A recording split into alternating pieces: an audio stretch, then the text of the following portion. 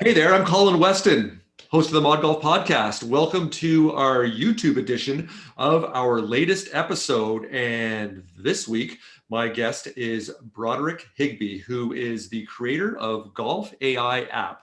So I had a great conversation with Broderick earlier, where we talked about all kinds of things in the entrepreneurship space, interesting things he is doing with his team, with artificial intelligence, machine learning, big data, visualization, all these really interesting things that a lot of groups in the golf space aren't doing quite yet. So we're going to build upon that conversation, not going to duplicate what we've already talked about, because hey, you're a viewer right now, I want you to become a listener. And down below in the comments, you'll actually see we have the link to our podcast episode. You can go and listen to that afterwards. But I want to start off with introducing you to Broderick. Broderick, thanks for joining me again on the Mod Golf Podcast. How's it going? Thanks for having me. I appreciate being on the video podcast edition of it. I'm excited to be here. Absolutely. Yeah. Excited to have this conversation. So, hey, first thing I wanted to ask you, not to duplicate too much of what we had, but you as a golfer, do you consider yourself an expert golfer, a scratch golfer, a hack golfer, or somewhere in between? That is a fantastic question. You would expect me to be a good golfer, but I'm not. I'm definitely a bogey golfer. I'm hitting, if I'm breaking, if I'm high 80s, I'm having a fantastic day. If I'm low 90s, or it's been a while since I've been over 100, but on someday, but recently I've been getting a lot better, which is good. Nice. Well, I know we get tricked into watching the PGA and the LPGA Tour and seeing what they're doing on there. And I think most people don't realize that of the 15 million golfers in the US, and I think you quoted earlier, I think over 40 million that you have as potential customers with Golf AI app that we'll talk about in a minute here, that I believe the stats are something like only 25% of golfers break 90 or have a 90, have an 18 handicap, which is only 1 in 4. So we got to be a little bit kinder to ourselves, that we're actually better than most people out there. So but you want to get better, which is one of the kind of the motivations of you seeing kind of pain points and opportunities in the golf space here. So why don't you first open up here, Broderick, by telling us a little bit about what Golf AI app is? Yeah, so Golf AI is a simple way to quickly analyze your swing using just a camera on your cell phone. So you take your iPhone out to the range and you set it down, and then, or have someone hold it, and then you'll film a swing, and then it'll instantly give you, we use a bunch of analysis, including human body estimations, see where you are in space, and then analyze, crunch all the numbers, and then give you your swing score, like how you're doing, and then give you a breakdown of how you can improve that and where you can improve. So for me, hip turn and impact is one of the biggest places where I need to improve. And so it'll give me tips and then drills on what to do. And then using those, I can go through and improve my my game, which and then reanalyze, and then just continue going in with golf. It's just such an iteration. It's up, down, you're good, you're not good, you're good, you're not good.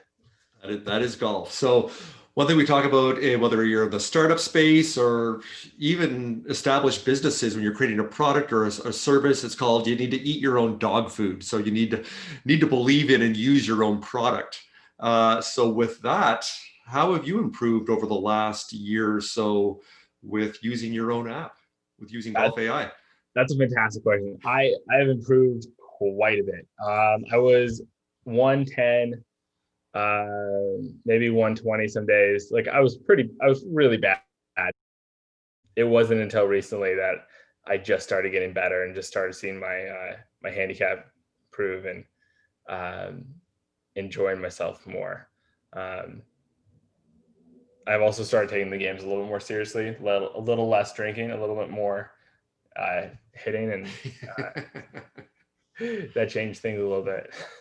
It does. It's that classic experiment of one or two beers perhaps loosens you up a little bit, but then there is that very quick tipping point there. It differs for everybody, but then The golden ratio.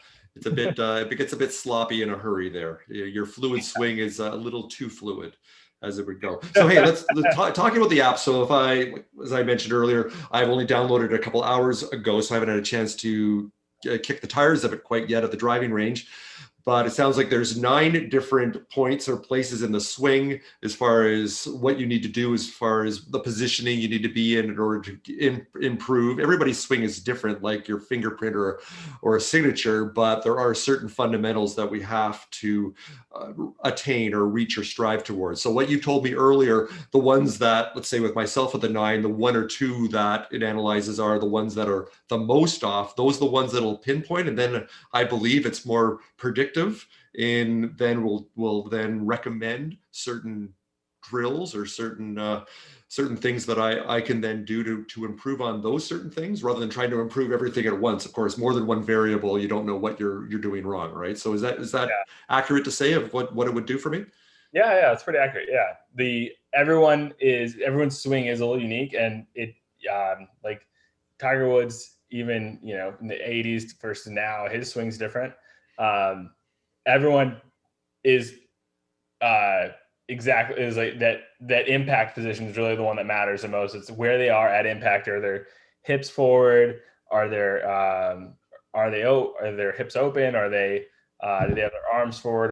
And how are they and their shoulder tilt? And so what we do, but you can take that, you can go back, and then you can look at all the other parts of the golf swing and see where they are at where their wrists are their wrists by their hips when they first leave address or the start of the golf swing, and they go to the top of the back, or they go to the mid back swing, top back swing, and then coming down to the downswing or where their hips turn.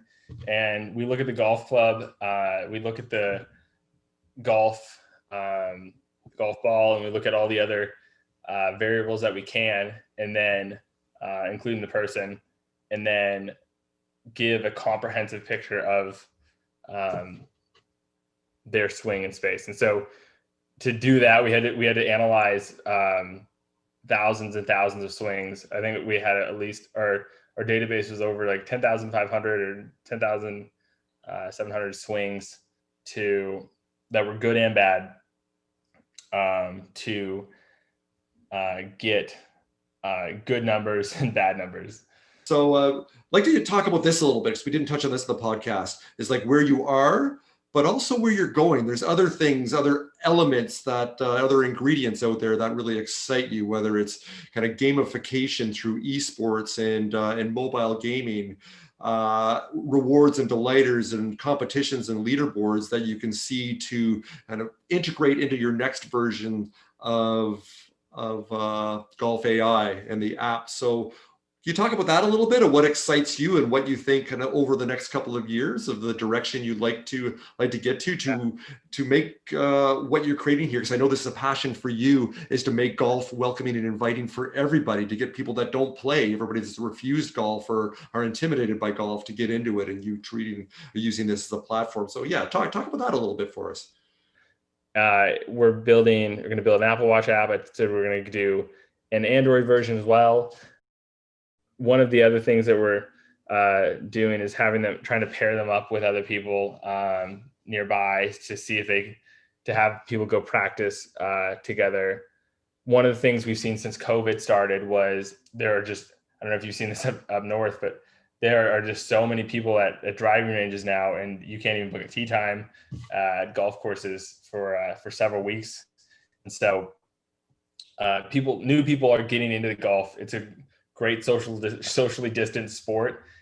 If we can kind of continue that and make it more fun and cooperative, and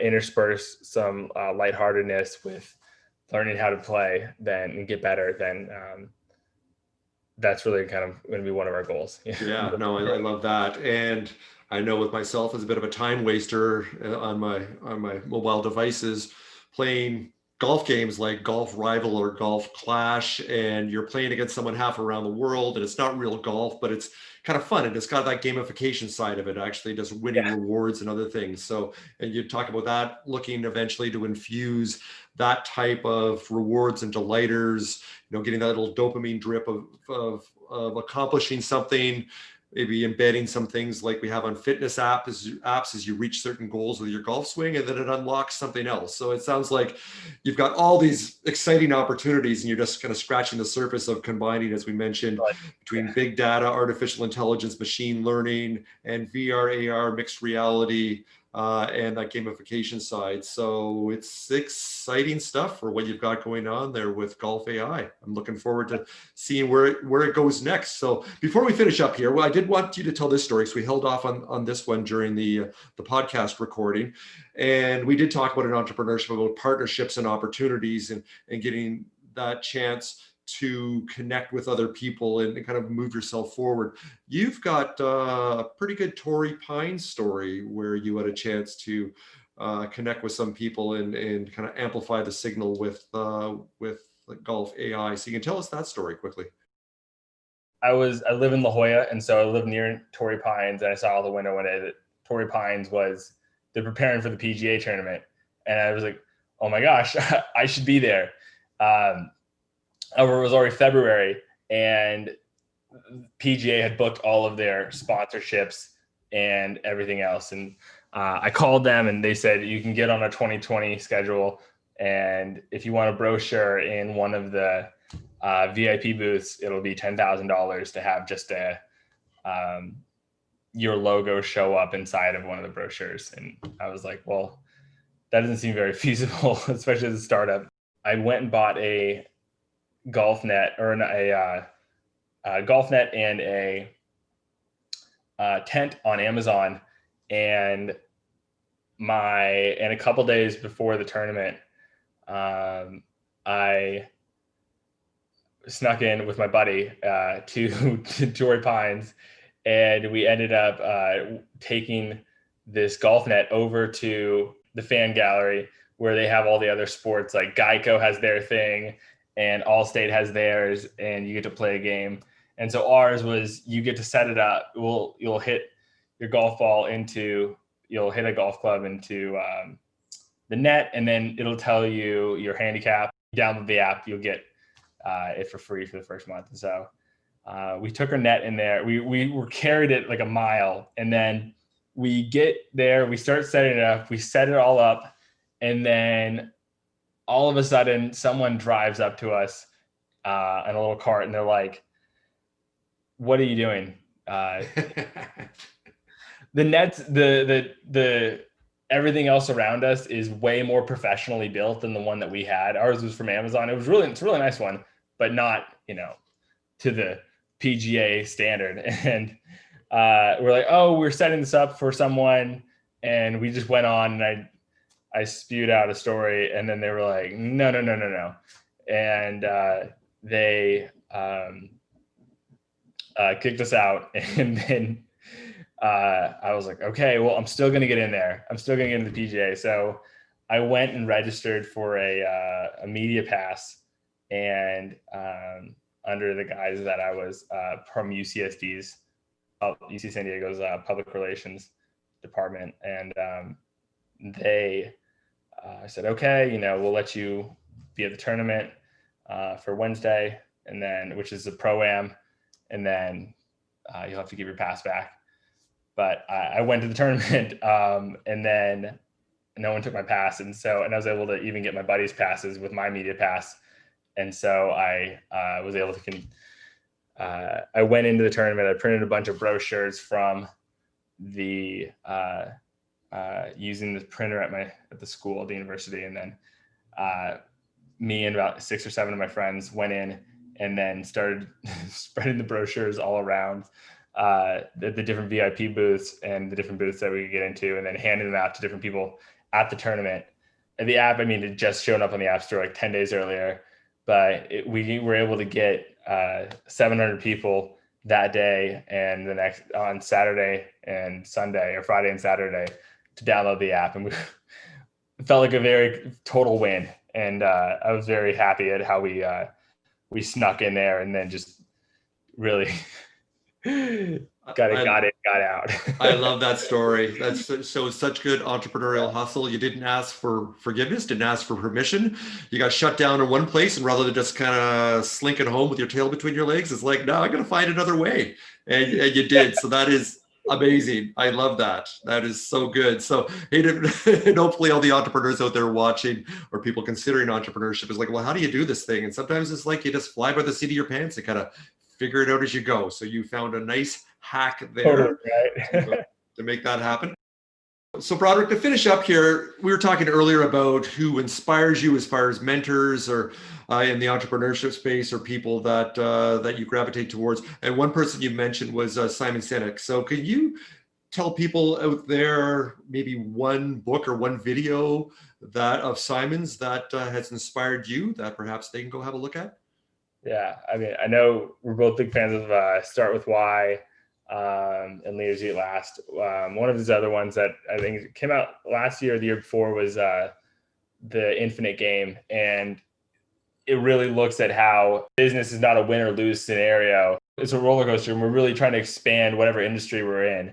And so for us, for golf, whenever I see competition, there are others out there. I think there's Sparrow, and I think 18 Birdies is doing something similar now, although not to the scale that we are. But there are other people out there, and instead of being like, oh, I can't, if I don't have if they don't have, it's either my app or no app.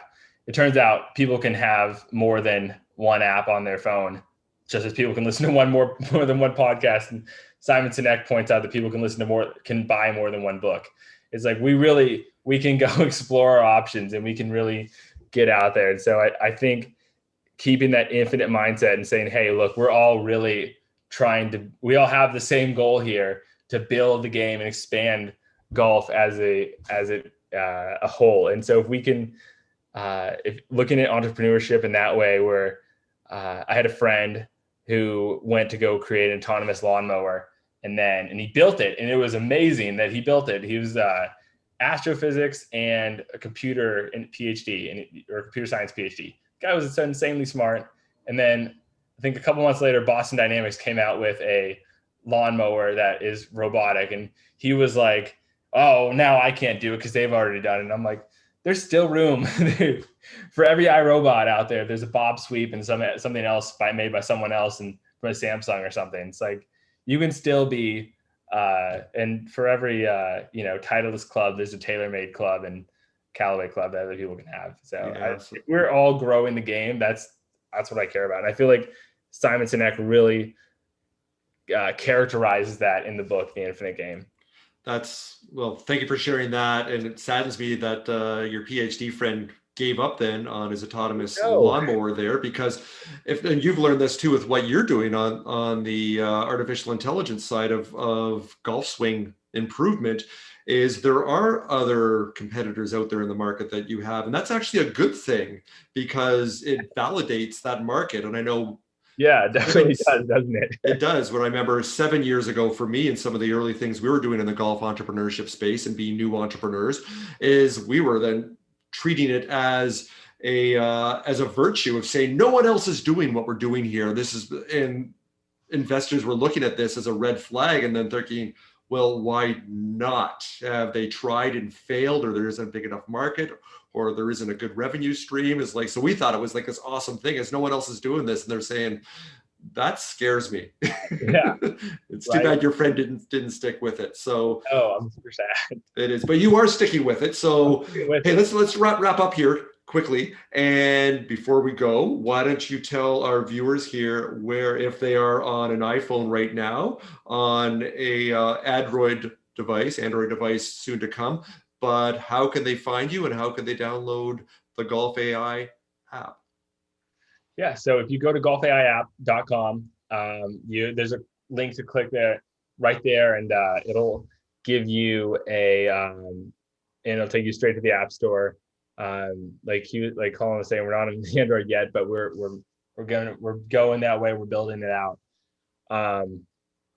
And if we are looking for users to test the app, since COVID started, we haven't been able to go out to the driving range as much. So if you email me at brody@datahinge.org, I would love to have you test out the app, and I'll give you a subscription to it for free to get your feedback. Nice, nice. Well, I'll make sure down below we'll include all of those links that Broderick had just mentioned there to make it nice and simple. And we'll also, of course, include the link to our extended Mod Golf podcast episode. So you can give that a listen too. And hey, while you're here, why don't you subscribe to our channel here? We got lots of giveaways. We're doing product reviews and we're just getting started there, having lots of fun doing that. So hey, if you'd like to win free stuff and also get inspired by entrepreneurs like Broderick, you've come to the right place. So hey, Broderick, thanks so much for joining me today. This has been an awesome conversation. This has been good stuff. Thanks so much. Thanks for having me, Colin. Appreciate your time.